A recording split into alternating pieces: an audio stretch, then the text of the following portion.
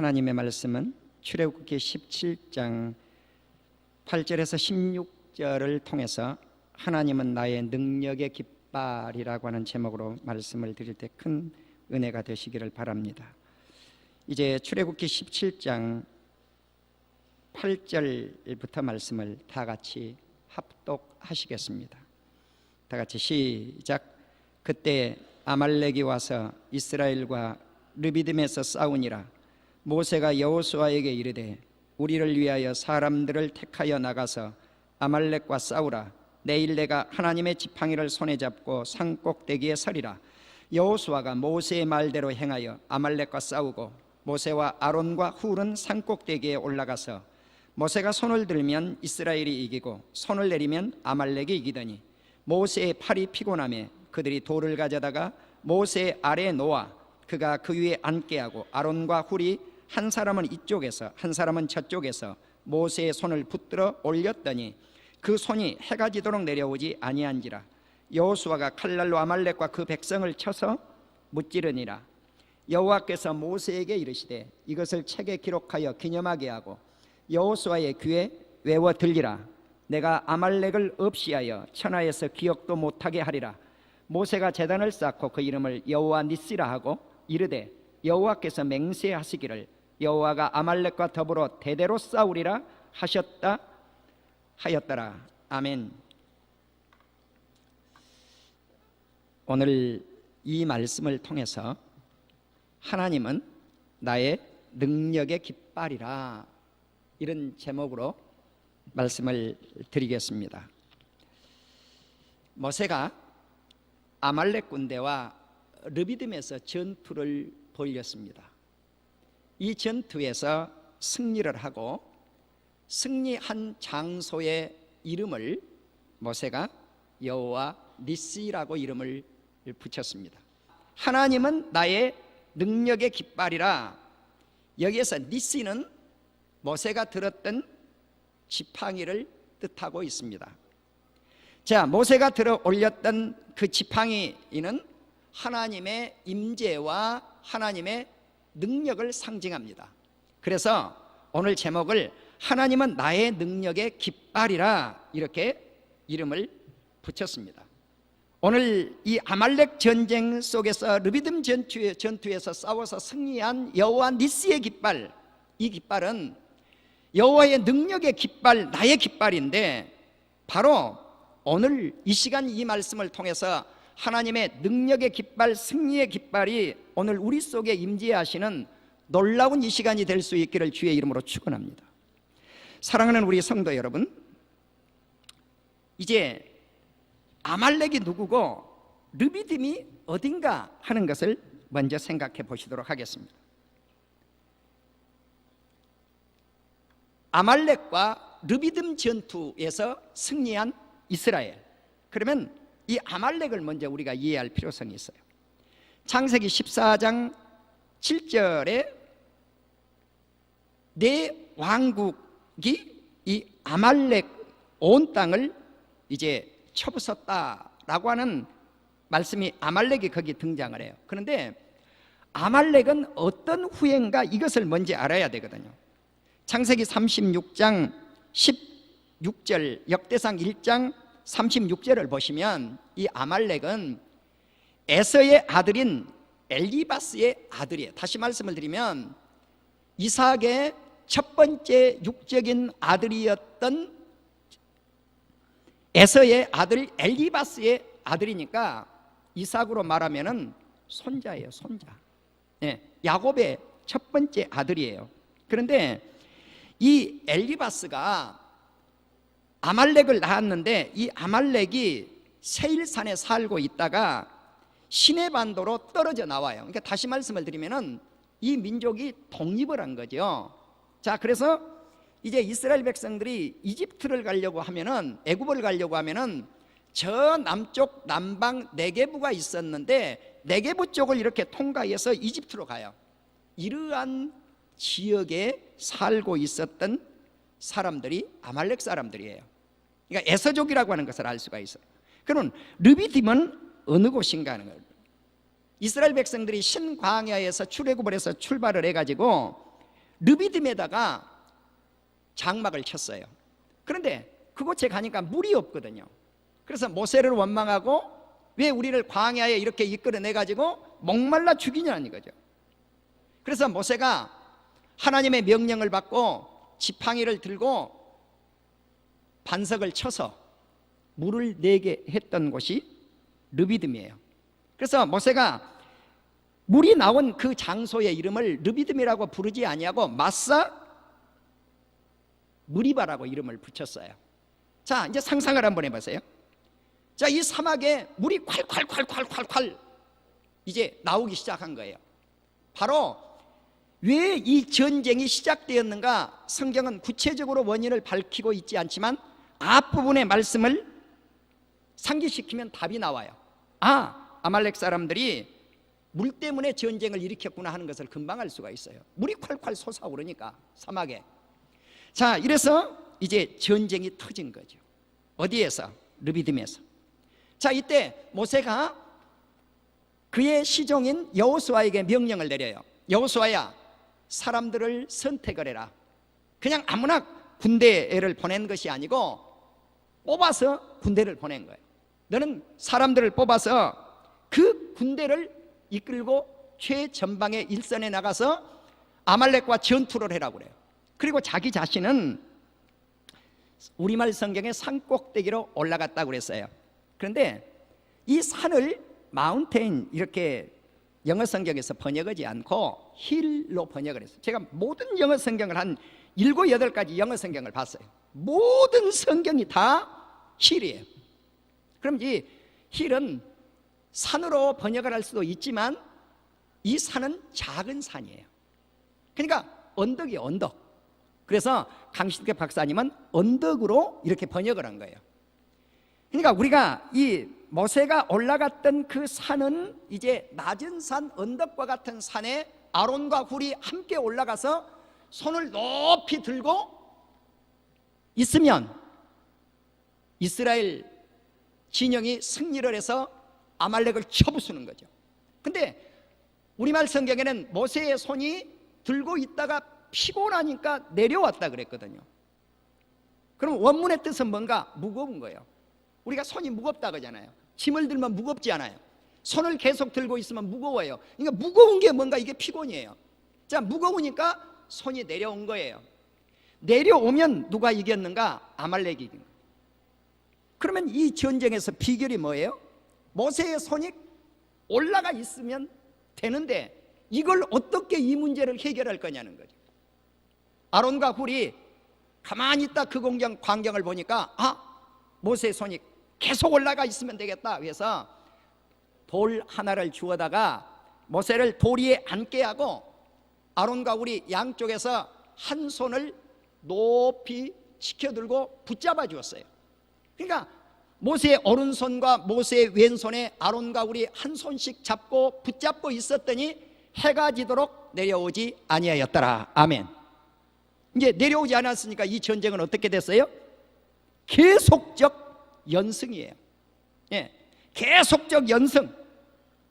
그래서 이제 모세가 여호수아에게 명령해서 적진에 나가 있었던 여호수아는 칼로 아말렉 군대를 칼로 탁 쳐부숴서 승리하였더라. 아멘. 승리의 계가를 부른 거예요. 그런데 그때 하나님께서 모세에게 말씀을 하는 거죠. 이 전투에서 이 승리의 역사를 여호수아의 귀에 들리게 하고 이 백성들에게 계속해서 알리라는 거예요. 그리고 내가 영원히 이 전투에서 이스라엘을 쳤던 아말렉을 영원히 기억에서 지워버리겠다는 거예요. 누가? 하나님께서 대대로 싸워서 이 민족을 없애버리겠다고 하는 것입니다. 자, 그러면 과연 그렇게 되었을까? 그렇게 됐어요. 자, 그러면 여기서 모세가 손을 들고 있었을 때 아론과 훌이 양쪽에서 붙잡아준 이것이 영적으로 뭘까? 이것이 합심기도예요. 사랑하는 우리 성도 여러분, 내 영혼이 잘됨같이 모든 것이 잘되고 내 육체가 강건하기를 원하노라. 어떠한 자에게? 사랑하는 자에게. 아멘. 이것이 영의 세계가 바로 섰을 때 육의 세계가 바로 서고 건강이 뒤돌아와요. 우리 주님이 십자가를 지실 때 온 세상의 인류의 죄악을 위하여 십자가를 지시면 하나 되라고 하심이지 반쪽으로 쪼개져라고 하심이 아니라는 사실이에요. 주님은 이렇게 말씀을 해요. 두 사람이 땅에서 합심하여 무엇이든지 구하면 하늘에 계신 내 아버지께서 그들을 위하여 이루게 하시리라. 아멘. 합심한 성도에게, 영적으로 하나 되는 성도에게 하나님은 응답해 주시겠다고 약속을 해요. 사도행전 12장 5절에 보면 베드로가 감옥에 갇혔을 때 교회 성도들은 어떻게 했습니까? 베드로를 위해서 합심해서 성도들이 모여서 기도했어요. 마가의 집에, 요한의 집에 모여서, 마리아의 집에 모여서 다 기도했어요. 이 기도는 옥에서 하나님께서 베드로를 탈옥할 수 있는 놀라운 능력을 나타내게 됩니다. 사랑하는 우리 성도 여러분, 그렇습니다. 우리가 계시록 8장 3절에 보면 구약의 성도들은 하나님 앞에 기도할 때 성전 안에서 향불이 몰락몰락 올라가요. 향이 타서 올라가요. 그런데 구약의 성도들의 이 향불이 타서 올라가는 이 향연의 이 기도와 신약교회의 성도들의 기도가 합해져서 천사들의 손에 그것을 딱 붙잡아가지고 하늘로 올라가더라. 아멘. 여러분, 구약의 시대하고 신약의 시대가 얼마나 동떨어져 있다고 생각을 합니까? 그런데 구약 성도들의 그 기도, 향불의 기도, 향연의 기도하고 신약의 성도들이 예수 그리스도 이름으로 기도하는 이 기도를 천사들이 함께 담아가지고 하나님의 나라에 올라간다는 거예요. 합심 기도를 강조하는 거예요. 구약과 신약의 성도들이 합심해서 이렇게 간구하기를 원하고 있는데, 우리는 이 땅에 있는 이 지상 속에서 동시대에 살고 있는 우리를 하나님께서 어찌 너희는 그렇게 합하지 못하느냐고 말씀을 하고 있지 않겠느냐는 거죠. 사랑하는 우리 성도 여러분, 우리는 모세가 돌 위에 앉아서 양쪽에서 아론과 훌이 붙잡았던 이 놀라운 합심기도, 이 기도가 있다면 나라가 살 줄로 믿습니다. 교회가 살 줄로 믿습니다. 민족이 살 줄로 믿습니다. 가정이 살 줄로 믿습니다. 그렇습니다. 이것이 없어서 문제예요. 자, 그러면 하나님께서 이제 이스라엘을 쳐부쉈던 아말렉 군대를 영원히 기억에서 지워버리겠다고 말씀을 했어요. 이게 과연 그렇게 됐을까요? 그렇게 됐어요. 신명기 25장 17절과 19절에 보면 너희는 애굽에서 나오는 길에 아말렉이 너희에게 행한 일을 기억하라. 어떤 일이에요? 르비딤 사건의 전투를 이야기하고 있는 거예요.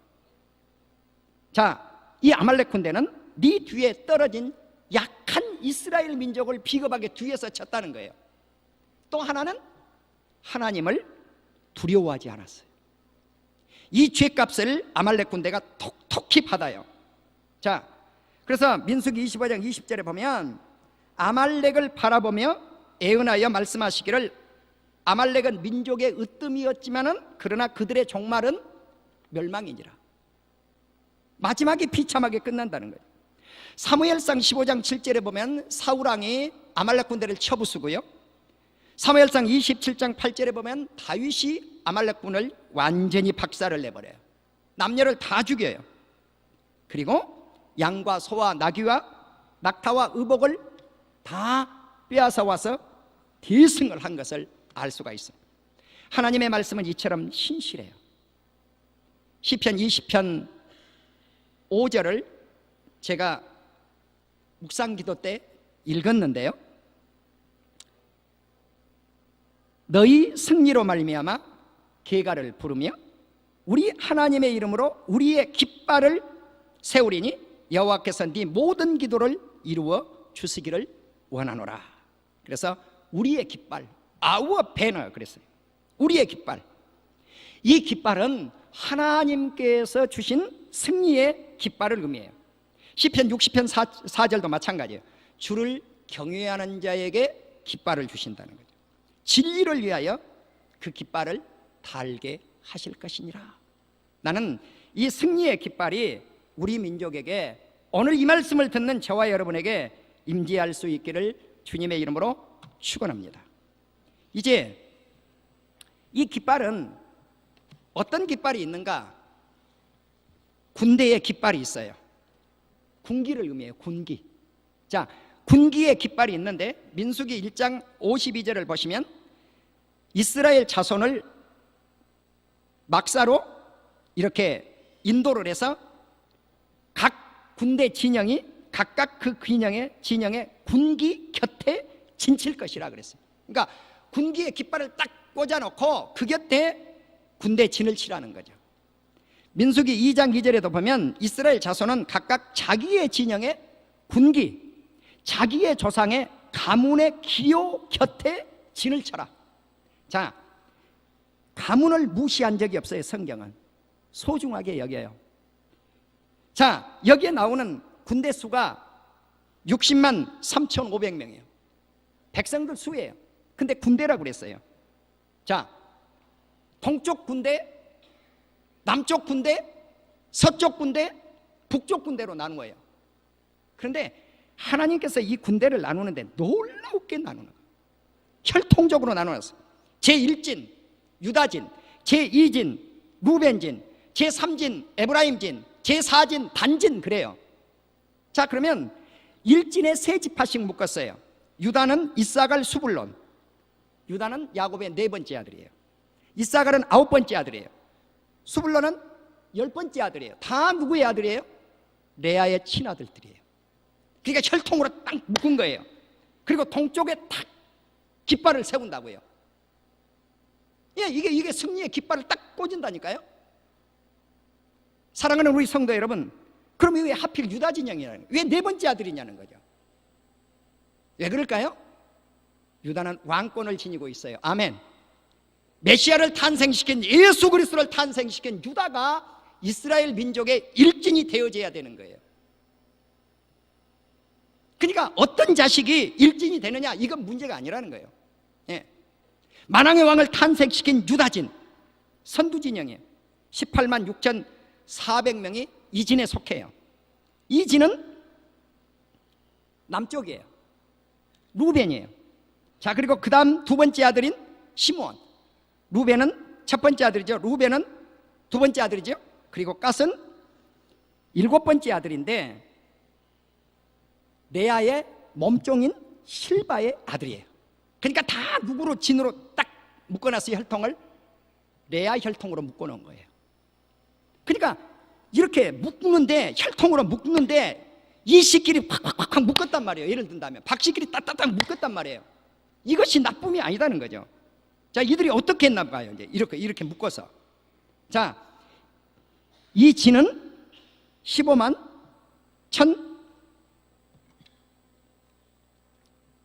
1,450명이에요. 15만 1,450명 루벤 진이에요. 자, 이제 서쪽 진은 에브라임이에요. 그리고 므낫세예요. 그리고 베냐민이에요. 누굴까요? 요셉의 아들들이에요. 레위 제사장이 빠져나가고 요셉이 끼어드는 거죠. 왜 요셉은 두 지파 몫을 차지했을까? 하나님께서 루벤의 죄값 때문에 장자권을 요셉이 가져갔더라. 아멘. 그러니까 군대 진영에도 두 몫이 들어가는 거예요. 네. 가나안 땅 들어가서 땅 나누기 할 때도 두 몫을 차지하는 거예요. 하나님은 공평하신 하나님. 나는 왜 그러셨을까? 성경에서 다 보면요, 요셉만큼 형제애를 우애를 이루는 사람은 없더라. 아멘. 요셉만큼 형제들을 잘 섬기고 부모를 잘 섬기고 조카들을 잘 섬기고 화합을 일치를 가져오고 그런 자녀가 없어요. 그러니까 두 몫을 차지할 장자권이 요셉에게 있는 것은 당연한 거예요. 자, 이 진에 10만 8천 명이 들어있어요. 이게 서쪽 진이에요. 이제 마지막 네 번째 진, 이거는 후진이라고 그래요. 단이지요. 자, 그럼 누군가요? 라헬의 몸종의 아들, 다섯 번째 낳은 아들이고, 그 다음에 납달리 여섯 번째 낳은 아들이고, 아셀 레아의 몸종 실바가 낳은 아들이니까 여기는 다 몸종들의 자식들, 서자들이 다 여기에 진을 치고 있는 거예요. 그럼 우리는 왜 서자끼리 묶어놨어? 성경에서 이렇게 말씀한 적이 없어요. 왜 그런가? 동맹, 협약, 일치를 가져오기, 화음을 일으키기 위한 거지 깨려고 하는 게 아니에요. 자, 그러면 이제 동, 남, 서, 북진, 이 진이 이제 전쟁을 하려면 출발을 해야 될 거 아니에요? 그럼 어떻게 할 것인가? 이 진의 인도자는 여호와 아버지 하나님, 만군의 여호와 아버지 하나님이셨더라. 아멘. 이스라엘 깃발이 길을 꽂을 때는 하나님 중심으로 꽂았다는 거예요. 여러분, 이것이 오늘날 우리가 살고 있는 이 시대에 교회는 예수 그리스도 중심이 되어야 될 줄로 믿습니다. 우리 민족이 살 수 있는 길이 그 길밖에 없어요. 네. 지지고 볶고 싸우지 않는 그것은 예수 그리스도가 우리의 중심에 오심, 하나님이 우리의 중심에 오심, 이것이 우리 민족이 살 길이라는 거죠. 이스라엘 군대는 하나님 중심 군대였습니다. 이제 하나님께서 하나님의 말씀인 언약궤를 가장 앞에 레위인들이 울러매고 가면 사진이 그 언약궤를 쫙 따라서 행진을 하는 거예요. 이럴 때 하나님은 이스라엘을 기억하고 대적을 쳐서 이스라엘 백성들을 구원해 내셨던 것을 믿는 사랑하는 우리 성도님들이 되실 수 있기를 주의 이름으로 축원합니다. 아멘. 자, 이처럼 실학의 날, 그리고 정한 절기, 초하른 날, 이와 같은 때에 화목제물을 드리고 나팔을 불어서 이 절기를 지키게도 하였습니다. 바로 이러한 절기를 통해서 하나님을 기억해야 되고, 나는 너희 하나님 아버지라고 하는 것을 이스라엘 백성들에게 알려주었던 것입니다. 자, 이스라엘 백성들은 이렇게 해서 출애굽 2년 2월 24일 날 구름이 성막에서 붕 뜨니까 이것이 신호였어요. 신의 광야를 출발을 해서 가나안 땅으로 전진해 들어가게 되었습니다. 조금 전에 말씀드린 대로 하나님의 말씀인 언약궤를 따라 나갑니다. 그러니까 이 말씀의 궤가 떠날 때 모든 것들이 움직여졌고, 이제 하나님의 언약궤가 진에서 떠나면 하나님이 대적들을 꽉 흩어가지고 쳐부숴서 승리를 해요. 그러니까 이게 무슨 말씀이냐면, 이 전쟁은 여호와가 주관하는 전쟁이에요. 하나님이 주관하는 전쟁이에요. 전쟁을 누가 승리해요? 하나님이 승리한단 말이에요. 그리고 궤가 휘어서 멈추면 하나님이 그 진으로 되돌아오셨어요. 사랑하는 우리 성도 여러분, 오늘날도 우리를 지키실 때 우리 하나님이 어떻게 지키시는가? 쉴 새 없이 우리 성도님들을 지키시느라고 돌보시는 하나님, 할렐루야. 우리 주님이 우리를 보호하고 계세요.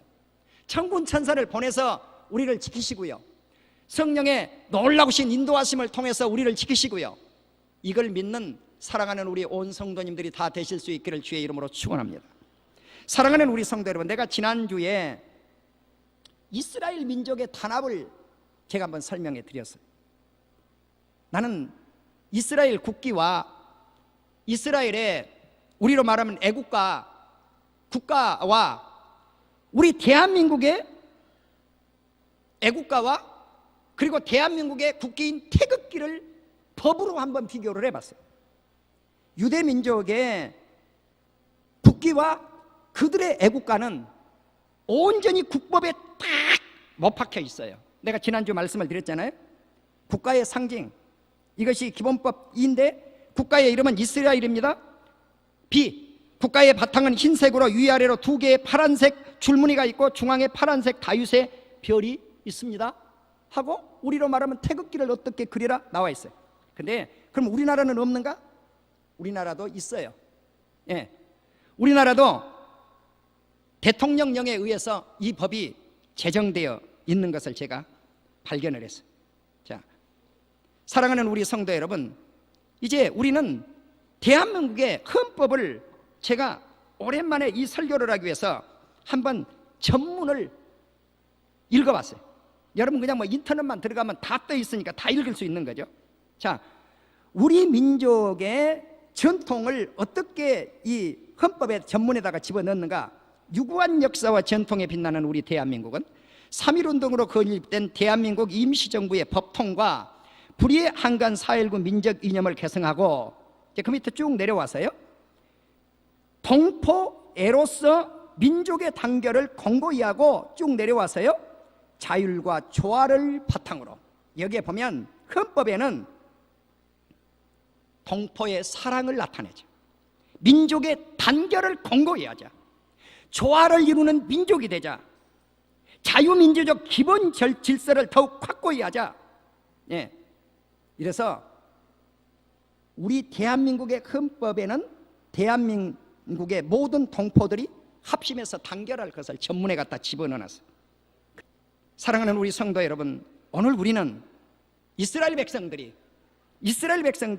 어떻게 하나님을 중심으로 네 곳에서 깃발을 세워놓고 민족의 승리를 위해서, 전쟁의 승리를 위해서 깃발을 들고 민족의 단합과 일치로 한 덩어리가 되어서 하나님 말씀을 앞세우고 진격에 나갔던 이스라엘 백성들의 이 단합된 이 모습을 우리 모든 민족이 조금 본받을 수 있는 역사가 있기를 주의 이름으로 축원합니다.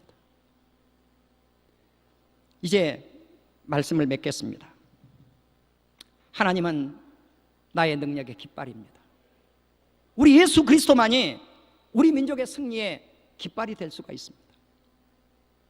우리는 영적으로 전신갑주를 입어서 사단의 세력과 싸워서 우리 민족을 지켜야 될 것이고, 교회를 지켜내야 될 것이고, 그리고 세계 민족의 평화까지 짊어지고 갈 수 있는, 한 발짝 더 넓은 세계로 뻗어나갈 수 있는 우리 민족이 될 수 있기를, 우리 하나님의 큰 역사와 능력을 통해서 이 민족을 보호하여 주시기를 주의 이름으로 축원합니다.